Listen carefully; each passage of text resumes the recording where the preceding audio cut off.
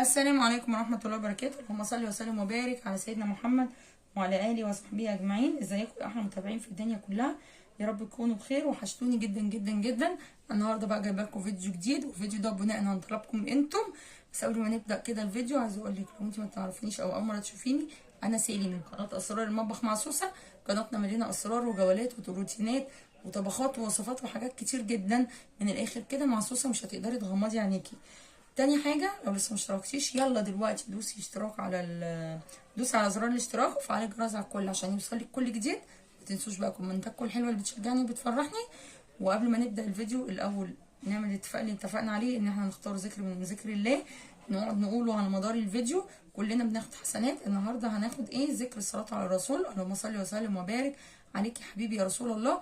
تاني حاجة بندعي لاخواتنا اللي في فلسطين واهل غزة ان ربنا يا رب يثبتهم ويرحمهم من اللي هم فيه، ويرحم موتاهم ويداوي جرحاهم. اللهم امين يا رب العالمين. وينصرهم وينصر الاسلام والمسلمين في كل مكان يا رب. اللهم امين يا رب العالمين. النهارده انا جايبه لكم فيديو جديد، هتستغربوا طبعا من الكراسه والقلم. الفيديو دوت في واحده من متابعيني حبيبتي طلبته مني، عايزه مني ميزانيه ب 3000 جنيه، هم 5 افراد اللي هم بارك.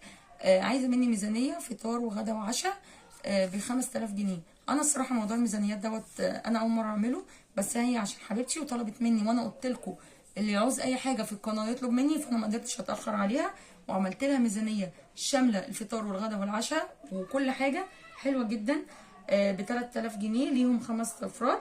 هنشوف ايه دلوقتي الميزانيه وهعملها لكم بالتفصيل كل البنود فيها. متنسوش بقى اشتراك ولايك للقناه. يلا بينا نشوف ايه. احنا معانا المبلغ الكلي كام؟ 3000 جنيه. معانا كام؟ 3000 جنيه لكام فرد؟ 5 افراد. لخمس افراد. اول حاجه، اول ما تاخدي الفلوس سواء 3000 سواء 1000 2000 10 100000 على حسب ظروفك، ربنا يا رب يقوي كل واحد على ظروفه، سواء خدتي باليوم او بالشهر او بالاسبوع او اي حاجه. اول حاجه تطلعي منها صدقه. الصدقه بجد يا جماعه والله العظيم دي كنز كنز كنز، ومحدش عارف قيمته. ربنا بيطرح لك البركه كده في الفلوس، مهما كانت قليله تلاقي نفسك ماليه بيتك بالخير وما احتجتيش لاي حد. ربنا سترك وان شاء الله ربنا يسترها معانا ومعاكم. يبقى اول حاجه هنطلع صدقه. انا مش هحدد مبلغ الصدقه طبعا، كل واحد براحته وحريته، بس لو حاجه قليله جدا جدا جدا انت هتحسيها قليله، انما عند ربنا تبقى كبيره، وعند المحتاج هتبقى كبيره لان هو فعلا محتاجها. فايه، طلع اول حاجه نطلع منها فيها الصدقه. تاني حاجه عايزه اقول لكم اسفه على الاضاءه، لو الاضاءه يعني مش مظبوطه لان النور قاطع وانا بصور لكم على الكشاف، لان النور عندي هنا في المنطقه بيقطع 4 ساعات، وامبارح قطع 7 ساعات، فانا ما قدرتش ان انا اجل التصوير عشان اعمله لكم، لان كلنا محتاجين الفيديو الميزانيه دوت في الايام الصعبه دي، والحاجه غاليه، وكمان اول الشهر عشان نشتري المشتريات مع بعض، فقلت لا هصوره وانزله لكم. يلا بينا على ميزانيه ال 3000 جنيه يا جماعه لاربع او 5 افراد. عندهم هم ايه؟ عندهم بطاقه عيش طول الشهر، وعندها زيت وسكر. يبقى عندها بطاقه عيش وزيت وسكر. نبدا بسم الله وعلى بركه الله. اول حاجه هنطلع مبلغ 800 جنيه. 800 جنيه بمعدل كل اسبوع كام؟ 200 جنيه. كل اسبوع 200 جنيه. هنعمل بيهم ايه يا سوسه؟ دولت هقول لك دولت الخضار والفاكهه. دولت الخضار والايه والفاكهه. كده هيبقى معايا كام؟ هيبقى 2200 جنيه. هيبقى 2200 جنيه. المنظفات طبعا الاساسيه ومفيش بيت بيستغنى عنها، هعمل لها مبلغ ايه؟ 200 جنيه. هعمل مبلغ 200 جنيه للمنظفات. 200 جنيه يا جماعه. اول حاجه هجيبها بيها 3 كيلو صابون سائل. 3 كيلو صابون سائل دول عاملين 21 جنيه. طبعا الاسعار دي على حسب عندي انا في المنطقه، ممكن عندك تغلى جنيه 2 جنيه او ترخص اقل من كده، تمام. فانا بقول لك في الرينج المتوسط ماشي. هجيب كمان 2 كيلو. 2 كيلو ديتول. 2 كيلو ايه؟ ديتول.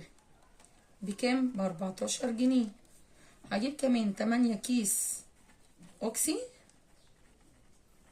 اللي هو ب10 دوت للغسيل الهدوم طبعا. دولت هيعملوا كام؟ بكام؟ ب80 جنيه. اوكي، بمعدل هيبقى ايه؟ كيسين كل اسبوع. هجيب كمان سلك ألمونيا بكام؟ ب20 جنيه. ربع كيلو. ماشي كده لحد كده تمام. تمام.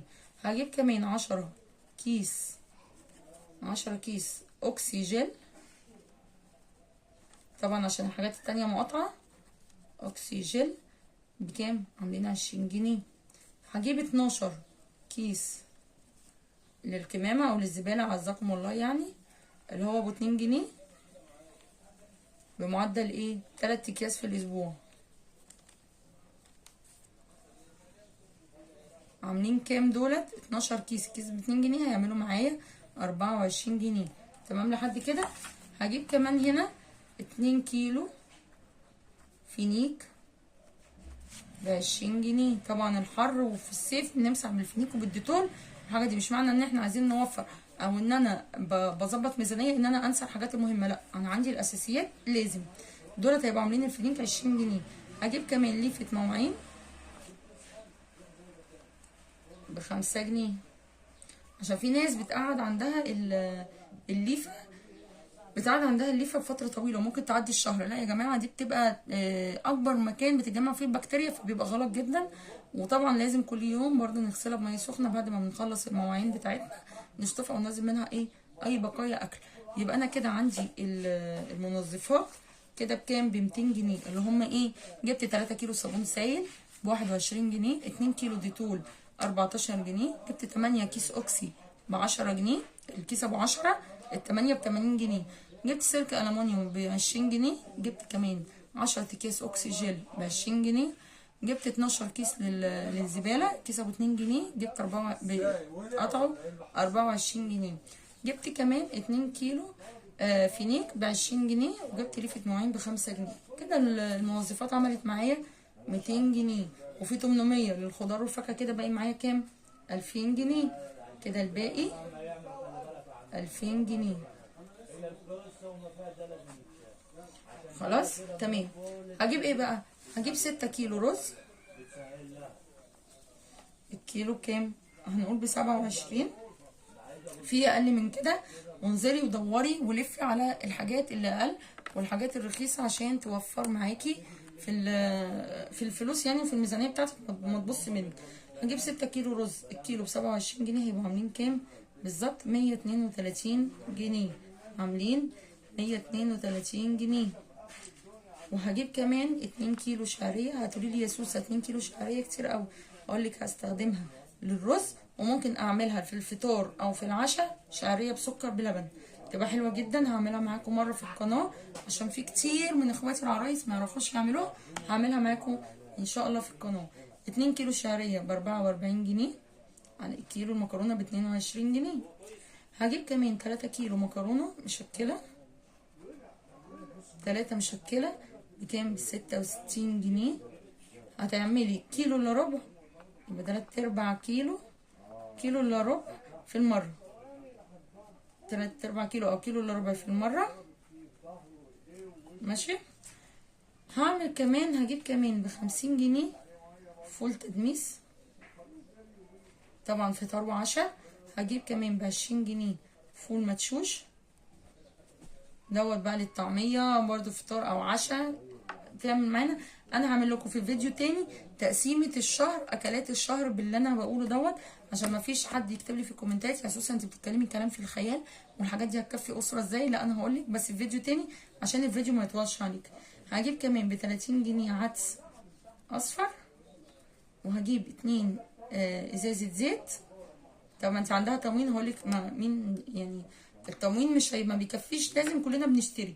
هجيب 2 ازازه زيت ب130، الازازه عامله 55 جنيه. وهجيب ربع شاي العروسه ب65 جنيه. وهجيب كرتونه بيض طبعا عشان الاطفال، والبيض ده طبعا فطار وعشاء، بكام؟ ب165 جنيه. هجيب 2 كيلو دقيق،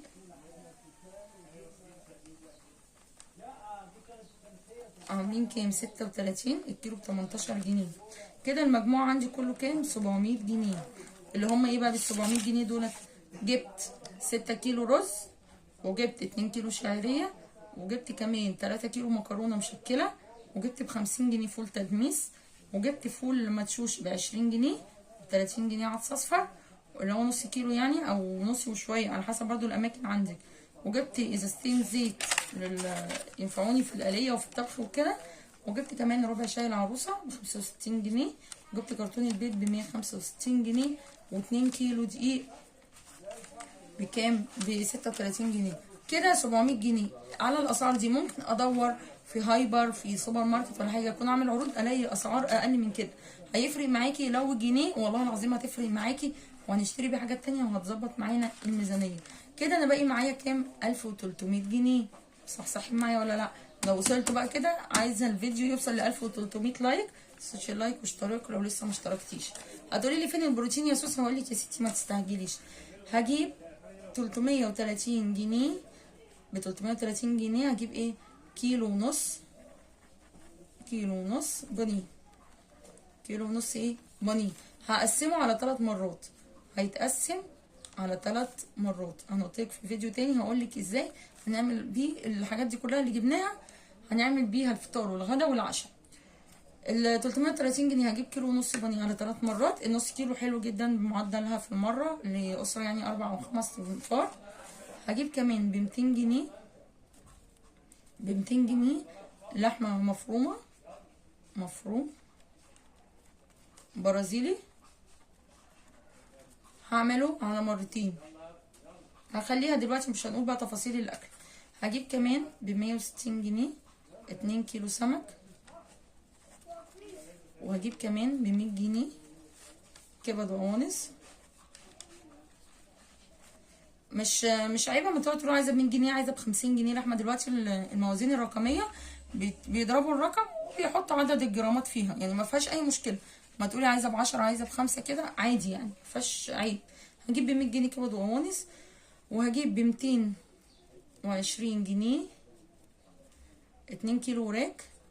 2 كيلو وراك خلاص. وهجيب كمان ب 100 جنيه اجنحه. طب احنا يا سوسه ما بنحبش الاجنحه. ممكن تبدلي، ممكن تحطي تمن الاجنحه على الوراك وتجيبيهم فرختين. ممكن تشيلي الاجنحه وتزودي وراك. ممكن تشيلي الاجنحه وتزودي بانيه. تجيبي لحمه صحيحه. تجيبي كبده براحتك. ده بيتك وبراحتك. انا مجرد ما بديكي افكار بس وانتي تكملي. خلاص كده. اللحوم ديت عملت كام؟ 1110. عملت كام؟ 1110 اللي هي ايه؟ كيلو ونص بانيه. لحمه مفرومه كيلو او كيلو الا ربع. 2 كيلو سمك. كيلو كبد وقوانص. 2 كيلو وراك وكيلو ونص اجنحه. عملوا معايا 1110. كده باقي كام؟ باقي معايا 190 جنيه. ال 1300 فاكرينهم؟ ال 1300 لايك عايزينهم بقى. كده باقي 190 جنيه. هجيب ايه بقى؟ هجيب بيهم 2 كيلو جبنه قريش. 2 كيلو جبنه قريش بكام؟ حوالي يعني انا عندي هنا ب70 جنيه. هنقول ب75 يبقى ال2 كيلو ب150 جنيه. ال2 كيلو ب150 جنيه. الجبنه القريش دي برضه هتنفعني في فطار وغدا بمعدل نص كيلو كل اسبوع. الاحسن ان انت تجيبيه طازه بطازه بدل ما تجيبيها على بعض وتشيليهم في التلاجة. هيبقى ايه؟ 30 جنيه. هيبقى 40 جنيه معلش انا اسفه. هعمل ب30 جنيه منهم تحت حساب العيش. هجيب عيش. حساب العيش طبعا عشان عيش البطاقه مش هيكفي. وهجيب كمان بال10 جنيه ملح. ده بقيت الشهر. تمام كده. تقسيمة الشهر او تقسيمة الفلوس كده خلصت معايا الفلوس. معايا لسه ال200 جنيه بتوع السوق كل اسبوع. هجيب بيهم بصل وبطاطس هكتبهم لك برضو. يبقى انا 200 جنيه كل اسبوع. هجيب ايه بقى؟ بصل، بطاطس، ليمون، بتنجان، فلفل اخضر، واجيب خضره، واجيب جزر، كل الخضار يعني، طماطم، خيار، ملوخيه، كوسه او باميه براحتك يعني على حسب ايه الخضار اللي بتحبيه. الحاجات دي اجيبها كل اسبوع. مثلا هنقول في حدود 150 جنيه. هيبقى معايا 50 جنيه. باقي 50 جنيه. هيبقى معايا 50 جنيه. هيبقى معايا 50 جنيه هجيب بيها فاكهه. 50 جنيه للايه؟ للفاكهه.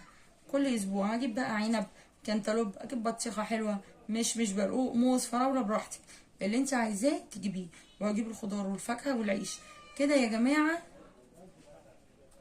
كده يا جماعه كل اللي احنا قلناه دوت. الميزانيه دي شامله شاي ورز ومكرونه ودقيق وشعريه وعدس وفول وزيت وكرتونه بيض وجبنه فراخ وجبنه مفروم وجبنه سمك وجبنه اجنحه وجبنه كبد وقوانص وجبنه خضار وفاكهه وعيش وجبنه القريش وجبنه المنظفات كلها. البروتين بالنسبه للميزانيه دي هيبقى اسبوع مرتين، يعني اكلتين بروتين، والاسبوع اللي بعده 3 مرات. بس كده. يا رب يكون الفيديو عجبكم، يا رب تكونوا استفدتوا من الميزانيه، وانا تحت امركم في اي طلب تطلبوه مني. اللي عايزاني اصور لها اي حاجه تقول لي، اللي عايزه محتاجه ميزانيه لاي مبلغ معين تقوله، ما تتكسفش. ويا رب يا رب يقوي كل واحد على ظروفه، ويقوينا كلنا على الايام الصعبه اللي احنا فيها ديت. بجد الحاجه غاليه جدا، الحاجه عماله تغلى كل يوم في الزياده، واحنا مرتباتنا هي سواء جوزك بيقبض باليوم او بالاسبوع او بالشهر. بجد ربنا يقويه. فاحنا لازم ما نقصرش في بيوتنا، ودايما نبقى قدها وقدود. احنا ستات بيوت قدها وقدود. عايزه اقول لك ما تكسفيش من ظروفك، احمدي ربنا، احنا احسن من غيرنا كتير قوي. كفايه ان احنا قاعدين في بيت ومقفول علينا، حتى لو بيتك دوت اوضه وصاله او اوضه حتى بس فوق سطوح، فانت في نعمه كبيره، احمدي ربنا عليها. ودايما دايما دايما نحمد الله ونشكره، وعشان ربنا يزيدنا نقول الحمد لله انا في نعمه. تيجي النعمه بحث عننا على طول بتدور عليكي. وان شاء الله ان شاء الله ربنا يا رب يسترنا جميعا، ويستر كل البيوت، ويجعل بيوتنا كلها عمرنا بالخير، وما يجعلش اي بيت كده ناقصه اي حاجه، وتبقى بيوتنا كلها فرح وسعاده. اللهم امين يا رب العالمين. وينصر اهل غزه ويرحمهم من اللي هم فيه، ويشيل عنهم ان شاء الله. احنا ما نملكش ليهم الا الدعاء، فهندعي لهم في كل صلاه لينا ان ربنا ينصرهم ويثبتهم ويقويهم على اللي هم فيه. اللهم امين يا رب العالمين. دي ميزانيه ال 3000 لاربع او 5 افراد، شامله كل حاجه. هعمل لكم فيديو تاني ازاي تتقسم الحاجات اللي احنا جبناها ديت بالاكلات الاسبوع، عشان ما فيش حد يقول لي يا سوسه انت بتتكلمي كلام في الخيال. لا، كلام صح وعملي، وقلت لك اهي. والاسعار دي بتاعت السوق بتاعت النهارده. اللي عايزه اي ميزانيه تقول لي عليها، واللي عايزه اي حاجه اصورها لها تقول لي عليها، اي اكل اي جوله اي حاجه تقول لي عليها، عينيا ليكم. بس ما تنسوش لو اول مره تشوفي القناه تدوسي اشتراك وفعلي الجرس على الكل، واذكري الله. اللهم صل وسلم وبارك عليك يا حبيبي يا رسول الله. هتوحشوني جدا جدا، واستنوني في فيديو جديد. والسلام عليكم ورحمه الله وبركاته.